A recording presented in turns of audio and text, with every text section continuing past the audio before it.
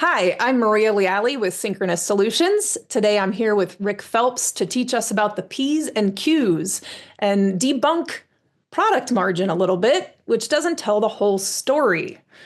So prepare to be amazed. Rick, take it away. All right. Thank you, Maria. I'm going to share with you the story of P's and Q's. When I was growing up, my father always had an expression, mind your P's and Q's. Never understood what that meant until I got into this business. And back in 1990, Dr. Goldratt, who uh, wrote about the theory of constraints, and which is the scientific understanding, it's more than a theory, that Synchronous Solutions is built on. Anyway, he published a book called The Haystack Syndrome, and in it is a classic problem, which is called the P's and Q's problem. And so today I'm going to walk through that problem with you. You're going to want to have your team there with you, and you're going to want a pencil and paper and a calculator, or if you're old like me, grab your slide rule and we'll do a little bit of math together. All right, this course is about, or this little webinar is about how your fabrication shop makes money. And we're going to explore some misconceptions that just about every business has about how they make money, how they earn money, and what to do about it. So how does your fabricating shop make money? That's what the P's and Q's problem is all about. What we do here at Synchronous Solutions is teach and implement the fundamentals of business, which are built on math and science. And so we're going to look at some of the math and some of the science here and how your business makes money.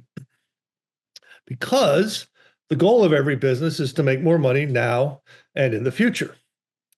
And making money is an interesting concept. Sales, the function, your marketing and sales force, they actually make money. And it's your operations that earn the money. And what I mean by that is you buy raw materials and sales sells it for some marked up price. And so they are literally making money. They determine how much extra money is in the quote beyond the cost of materials to make sure that you're making money.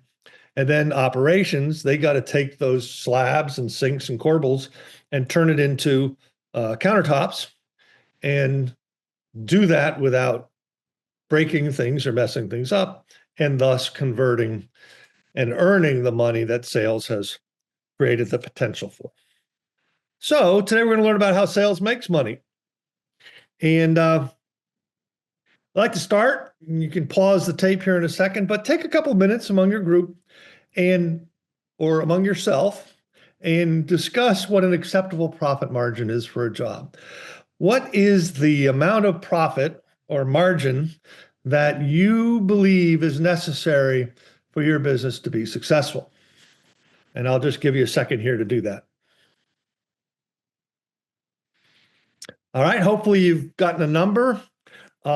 Let's explore the notions that underpin that margin that you hopefully have thought of and written down. All right. So this is the curious case of P's and Q's. Right.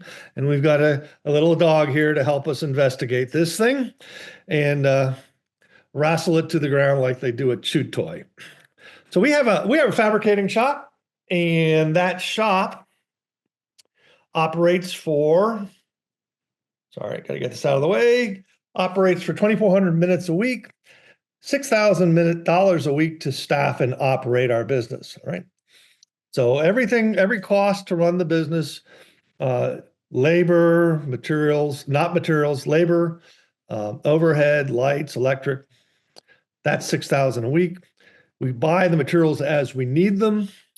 And we have two products to sell. We have the P's, which we sell for $90. And we have the demand for P's for 100 a week. So we can sell 100 P's at 90 a piece. We can't sell 101, and we're leaving opportunity on the table if we sell 99. In order to make a P, We spend $20 to buy component X from a supplier.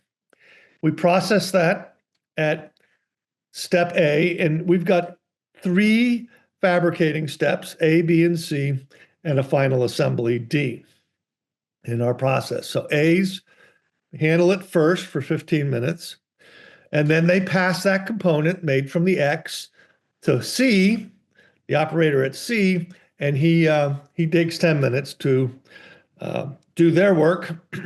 Meanwhile, we bought a Y, giving it to B for 15 minutes. When B is done, passes it to C for 5 minutes, and they assemble at D, adding in a component W, which we spent $5 for. And that takes 15 minutes. And when this process is complete, we have a P, which we immediately sell and immediately get paid for, up to 100 each week. So that's how we manufacture Ps. Qs are very similar. Got the same 3 stages, the same 3 folks available. So the 2 products compete with each other. We buy Y, so the same component Y, same $20, goes to B, does the same processing on it for 15 minutes, passes it to C for the same 5 minutes. Z, which differentiates P's and Q's, because Q's are built with Z's, not X's.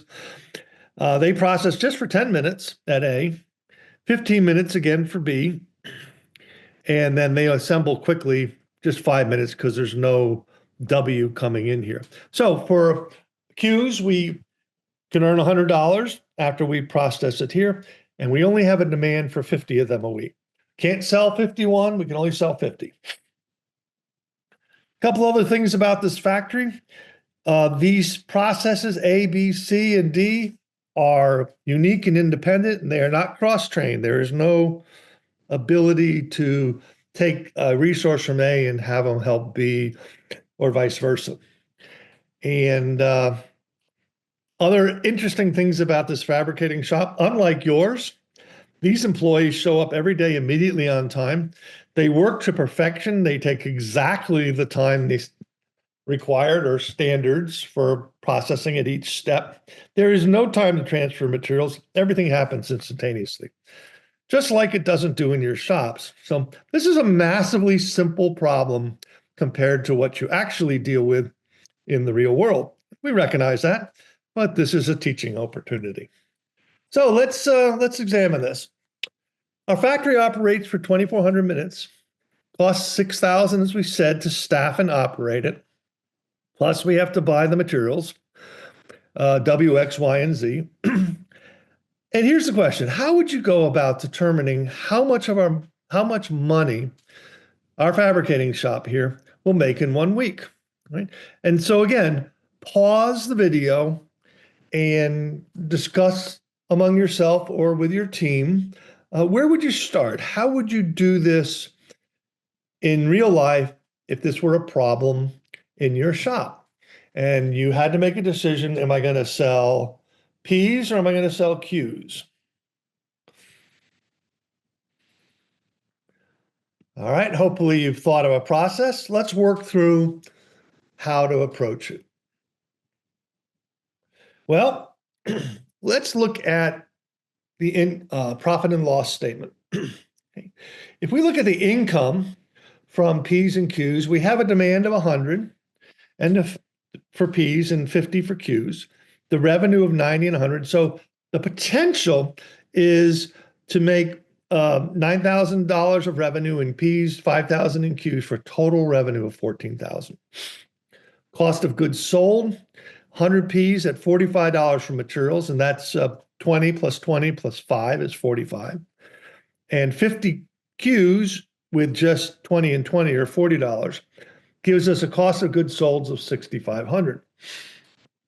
Cost to run the factory is $6,000, and that's all labor and all other expenses.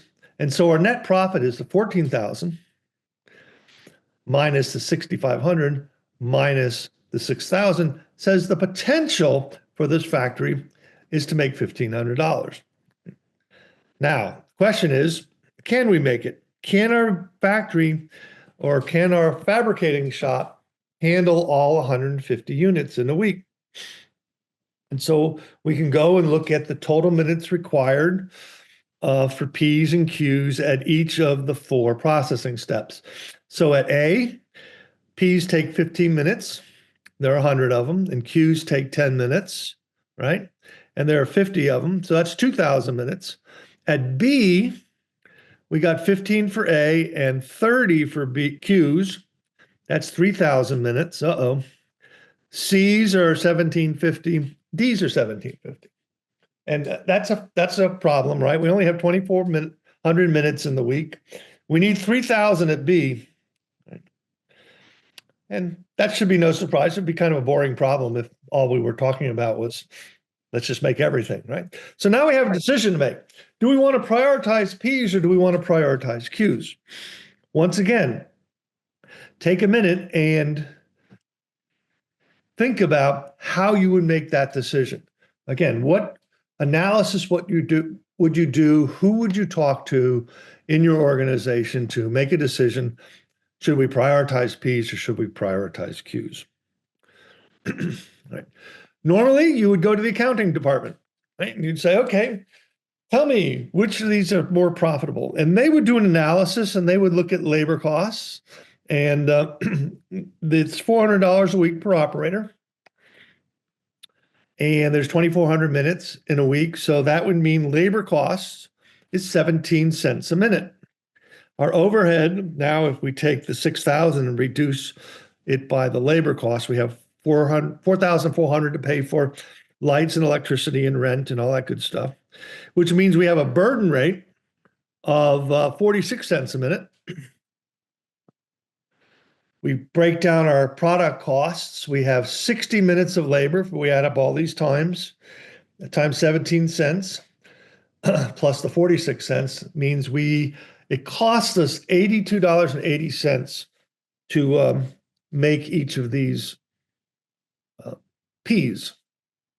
Our profit then is $90 minus the $82.80, $7.20. That's not really good. That's only an 8% profit margin. Not great. Let's look at Q's. Maybe they're better. We have 50 minutes of time. So that's $31.50. $40 of materials, that's $71.50. The profit is 100 minus $71.50 or $28.50. They have a 28.5% profit margin. That's a big difference. That's a huge difference, right? Almost 4 times. And so, if we're going to look and say, do we prioritize Q's? We looked at all the different ways we might think about this.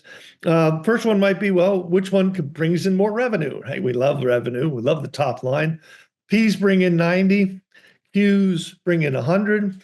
And if we want revenue, we want more of it, right? So that's 1 vote for the Q's. If we think about what it costs us in materials to do each of these, we want less material costs. We want to spend less money at the suppliers. So $45 and $40. So Q's once again wins on material cost. Gross profit, which is revenue minus material cost. Again, we want more gross profit, $45 versus $60. Once again, Q's win. We want to spend less time, not more. Q's win. Profits, we want more profits, not less profits. Q's win. And our profit margin, we want a higher profit margin. So Q's, it's pretty obvious.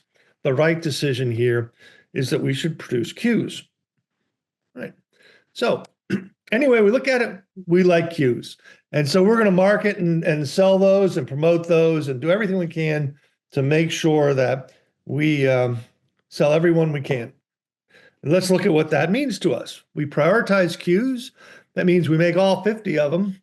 That takes 1,500 minutes at B. And again, we're only interested in B because that's the limiting process. 60 Q's or 60 P's are what's left after we make the Q's. Gives us the remaining 900 minutes.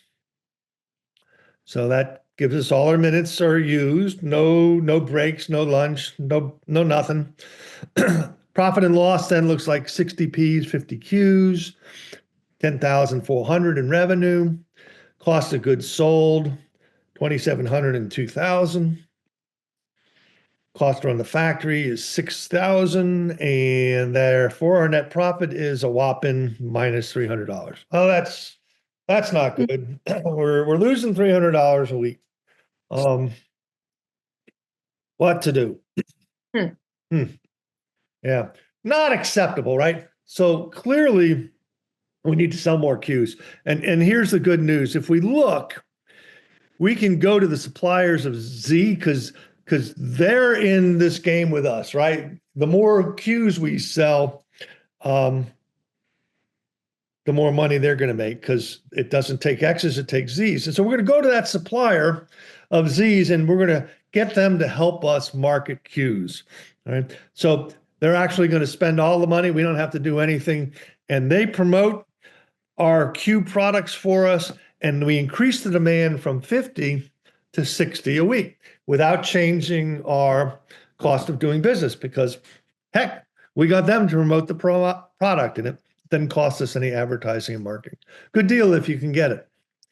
All right, so we prioritize cues. We can now make 60 of them, which leaves us only 40 Ps.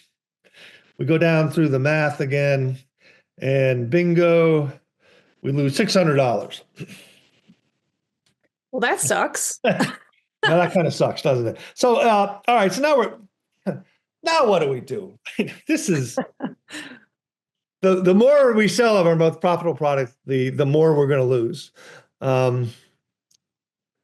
Wow, what do you do in this kind of situation, right?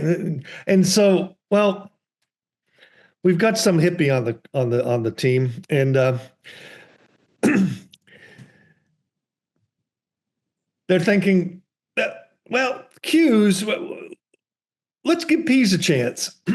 Cues aren't the answer. Let's give P's a chance. And so to appease the hippie on the team, we're going to go ahead and do that analysis. Let's say we prioritize P's. Right? So we spend 1,500 minutes at that, leaving 900 minutes for cues, which means we can only process 30 of them.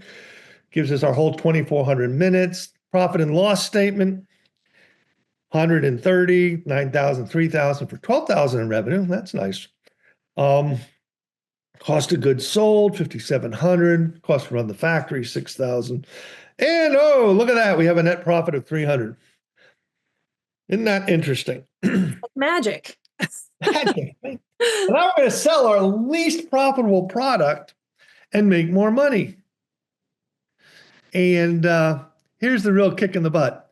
Just about every business I've worked on, I've worked in literally hundreds of different businesses across many, many different industries.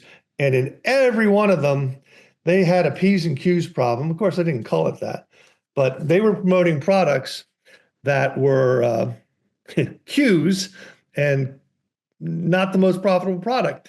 Why is that? Why is it that we so often see businesses get their P's and Q's mixed up? Why aren't they minding their P's and Q's, as my dad would say? So what's going on here? Take a couple minutes to discuss it, see if you can sort it out, and we'll be right back. And we're right back. So what went wrong with our analysis, right? Everything points to cues. Everything you look at in business tells you to make cues, and it's wrong. We've demonstrated it's wrong. Why is it wrong? How is it wrong? What can you do about it as a business owner? All right. So it all comes down to the fact that B's are our factory's constraint. And this is where the science of business comes in. Right? We've been doing a lot of math so far. Let's talk science. There can only be one link, weakest link in a chain. Right? Can't be two or three. If you pull a chain, it's going to break at exactly one place. And knowing where that constraint is in your business is really valuable. It's why Goldratt called his life's work the theory of constraints. Truly wish he had called it the reality of constraints because we probably would have marketed better, but it's the theory of constraints, but it's the science of constraints, the reality of constraints. They matter and they limit what you can get through your shop, and understanding that is important. So gross profit, which the way it was calculated here, not having the labor in gross profit. You need to look at your profit and loss statement and make sure um, your gross profit is not including labor. And we'll talk a little bit about that in a moment. But we call that T dollars. Goldratt called it throughput dollars. Throughput is the value add for your product. So you buy material, you add value to it. That's the T dollars, and that's the money that stays in the business. Right? And we're really interested in what's happening at the constraint. And so this actually is very valuable because your whole entire business consolidates down to what happens in this case at B. Well, P's bring in $45 T dollars or gross profit, the way it's calculated here. They take 15 minutes. They are generating money in the business, money that stays in the business to pay the bills at a rate of $3 per minute. Q's, on the other hand, while they have a higher gross margin, take 30 minutes and therefore are only generating money that stays in the business at a rate of $2 a minute. Hmm. And so T dollars per minute at your constraint, in this case B, is vastly different between the two, right? And that's the metric right there that tells you the profitability, relative profitability of P's and Q's. In fact, if you look at this, P's are 50% more profitable than Q's are because they run through the plant 50% higher throughput rate than the Q's do. So this is where product margin doesn't tell the whole story, right? Because it's not factoring in the time. Right. It doesn't take into back the constraint. And in fact, it's not that profit margins don't tell the whole story. They lie to you. It's far worse. Right? Using profit margins, classically calculated in accounting, will not only mislead you, it will destroy you because it is actually lying to you about which products are more profitable and which ones do you need to promote. And I can tell you some great horror stories about customers who have been struggling and or fabricating shops that have been struggling, promoted Qs and buried themselves in debt because they were basically accelerating the rate at which they were losing money. Oh, geez. All right, so let's talk about this a little bit, and because it's the only measure of relative profitability for your product lines that makes any sense. Right? All of this work on accounting to figure out your labor costs, your overhead, your burden rates, complete and total waste of time. You do not need to know that information. You do not want to know that information because it'll lie to you, right? You need to know two simple numbers. What's your constraint? How many T dollars flow through it per minute? That's it. Those are the two metrics that you can run your business by.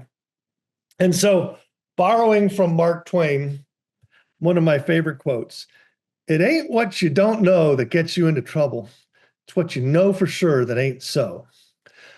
So many times I have worked with businesses that knew their profits were the way they said they were and got themselves in trouble. And sometimes it can take a long time to get it through their heads that it's getting you in trouble. It ain't what you don't know that gets you in trouble. It's what you know for sure that ain't so. So take a couple minutes again as a team and ask yourselves what you can do with this information to apply to your business. And is there anything else you want to know now that you've been exposed to this?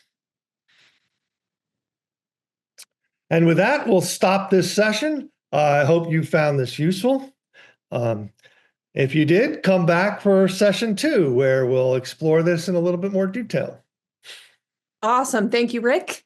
If you want to learn more, hit subscribe to the newsletter or the channel you're seeing this on. We're going to be coming out with more episodes and blog posts to go along with this. So keep learning, keep growing. And if you have any direct questions, you can feel free to contact us directly.